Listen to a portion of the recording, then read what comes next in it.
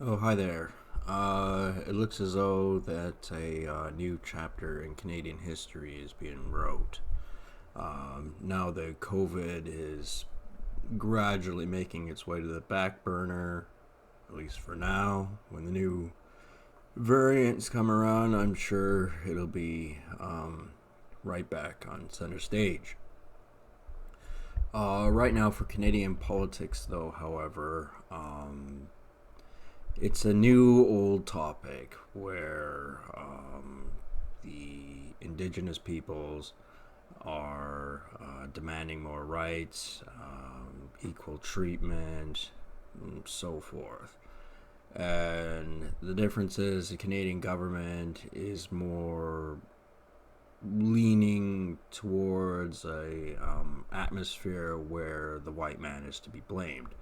Now, this is by no means a new story, but at the same time, um, it is grossly hypocritical. I'm not going to demonize the natives in this video. That's not my intended purpose. I am merely offering what can be considered conjectural opinion on the Canadian government. Specifically, Justin Trudeau, who has decided to bring about making this the main topic for Canadian news press. Because they needed to dial it down because COVID-19 was overhyped. So this is more of a, let's talk this out kind of problem, is the sales pitch that they're trying to make. And as it stands, the Canadian government and the news press, it is fairly overtly blaming all white people for what happened in residential schools. Um, they believe that under certain circumstances, such as being a residential school teacher or principal, perhaps, and even perhaps um, being in their shoes, so to speak, that any white person would have behaved the same, which would have been disreputable. I will throw that in there that I highly suspect Justin Trudeau, his ancestry, um, most certainly is tracked as far back as that, probably further, which is why he became prime minister in the first place. Part of the reason, anyway. Um, I wouldn't be surprised if the headmaster at some residential school happened to be the ancestor of Justin Trudeau. This is why it's been brought upon him for him to maintain his power to bring this to light. Now, he does a good job at blaming all white people for it and somehow exonerating himself.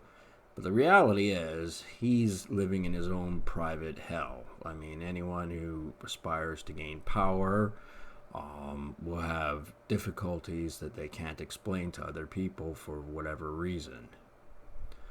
And I'm not going to make excuses for Justin Trudeau.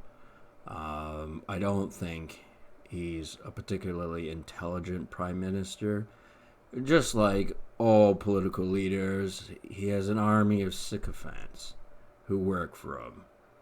They do all the running around, they do all the research, they write the speeches, they do it all. And he just has to go along with it, indoctrinate himself on what it is he's going to say, even though the thoughts were put in his head by other people. It's very hard to be connected, so to speak, and maintain individuality. Not impossible, but difficult. And, you know, uh, there are so many fundamental flaws to historical arguments of any kind. It is very true and been said for a long time that history is written by the victors. However, sometimes what the victors have to say happens to be true. It's not always true. Sometimes it's exaggeration. Sometimes the losers exaggerate what has happened to them in order to gain political clout.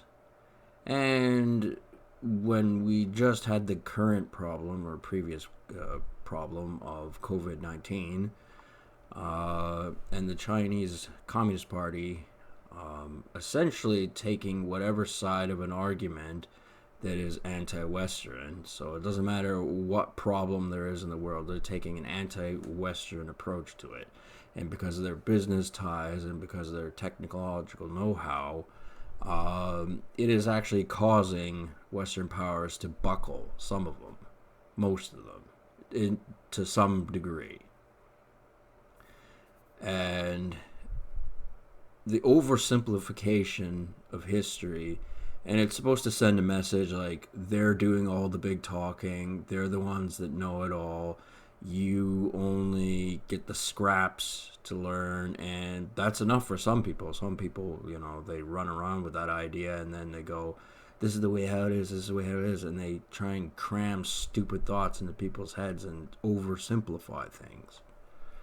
When in reality, they're having these conversations behind closed doors. And the thing is, the reason they present the argument so stupidly is because A, they don't want people to get too emotionally charged about it, and B, what they have to say is actually not particularly intelligent. Anyone could argue any case. And you do get sick of those Canadians who will take the sanctimonious side of the story and try and present that as, their best option for an opinion because they don't want to be scrutinized themselves. That is very, very cowardly. I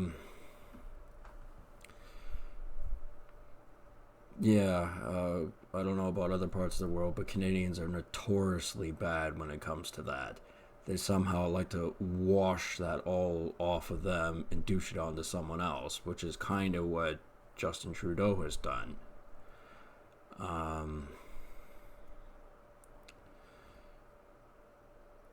The thing that really is the truth of the matter is that if any person,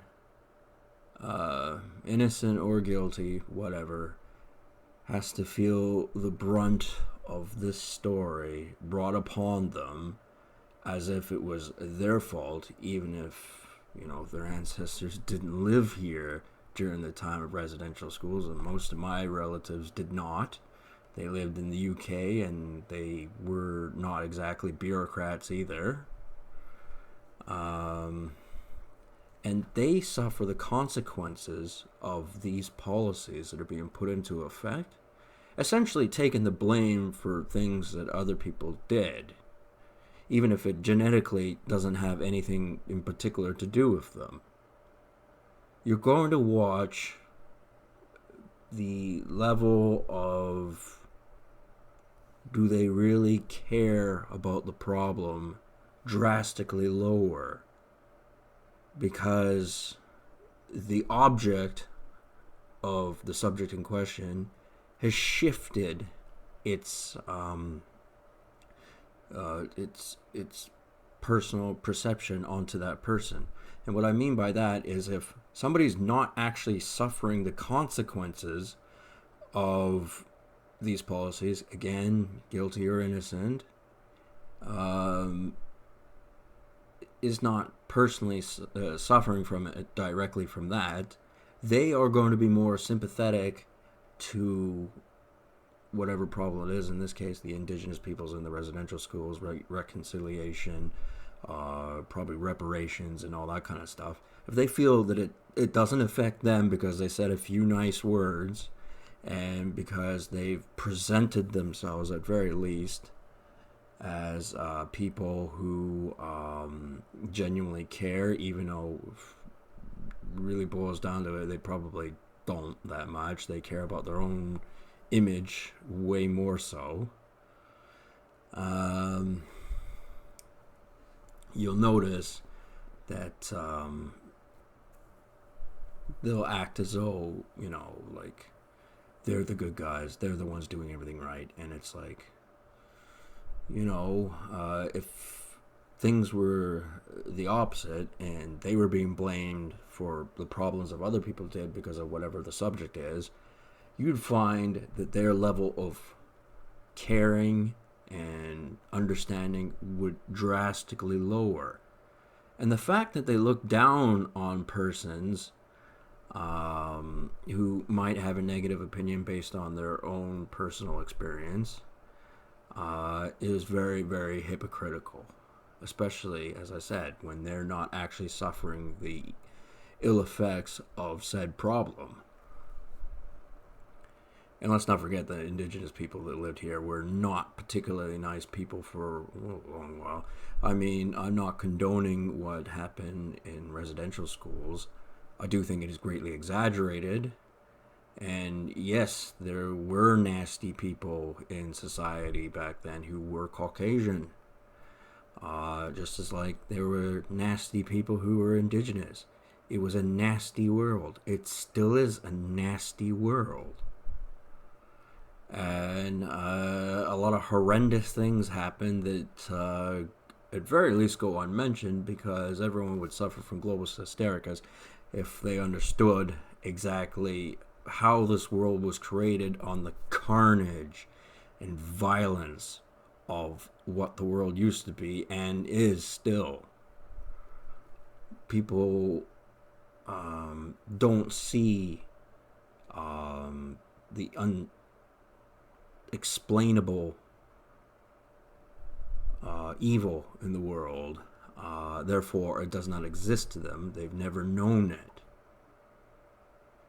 I know my own version of it, which is the government can cherry pick anyone they want, make up a story, and put that person in a living hell where they can't even have the opportunity to explain themselves, let alone defend themselves. And, I have my own unique perspective of things. I'm not closed-minded on different perceptions. However, I mean, instinctually, I feel as though that was not my problem. As a Caucasian male, I am being blamed for said problem.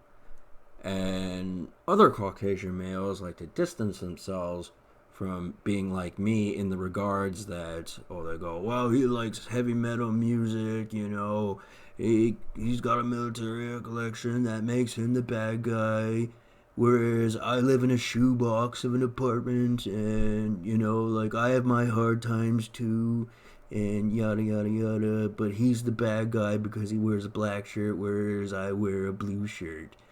And it's like, no, you're just a different type of asshole.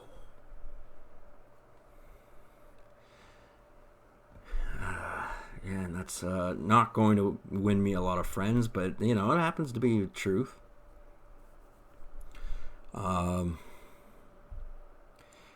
It's very probable in society that some of the most outspoken critics of residential schools had ancestors that were in fact among the educational staff at said residential schools, and Justin Trudeau is somebody who I strongly believe was that, because we'd like to think we live in a world where the person who's in charge never does anything wrong, is kind-hearted, strong-willed, blah, blah, blah, blah, blah, blah, blah. And Justin Trudeau has very carefully built up this reputation, not by his own intellect, but by his sycophants pushing him up. But in reality, that's not how power works.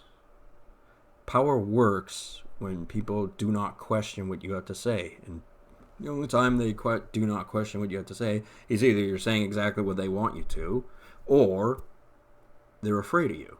Those are really the only two times, if anyone feels strongly about whatever subject.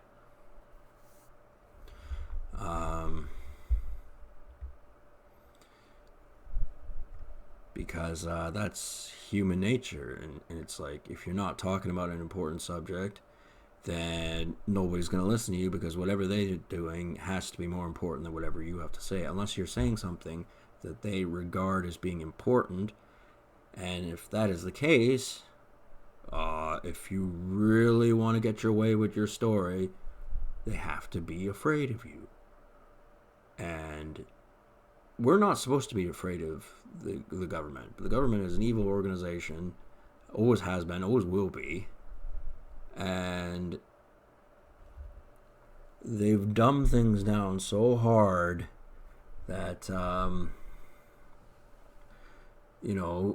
we're a few tiers down, and we're supposed to believe whatever they have to say wholeheartedly.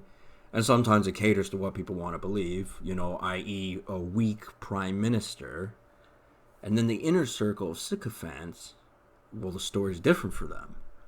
They're more knowledgeable, the spice of life, but are they more intelligent? No, they usually got there through underhanded, backstabbing, cheating sort of ways, or by privilege. And, it's a unpleasant thought that what you see is a mirage, a camouflage of what the world really is. So it's not that people are particularly intelligent, but if they hide their intentions long enough, then they can sneak up on you and then, be thinking for maybe a long time about something that you were not thinking of, because they kept what they had to say a secret because they were too stupid to have done it the honest way. Whoops, it's a regular thing. We have to pay reparations to the natives or the blacks. And, it won't be the people who did the hard talking, so to speak. They will dodge the blame at all costs because they want to maintain their power. That's the thing about power, is people always want to maintain it. They always want to have it. They want more of it. They never want to lose any of it. They don't want to lose their social standing.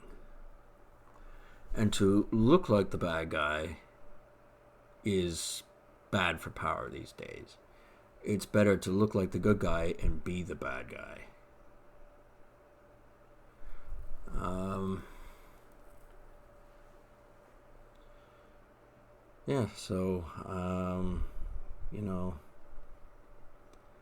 It's a long, twisted subject.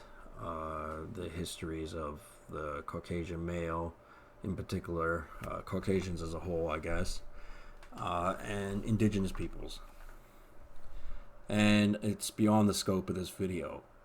I just wanted to bring forth some points. And I believe I've done that, so I'll tail off here. Have a good one.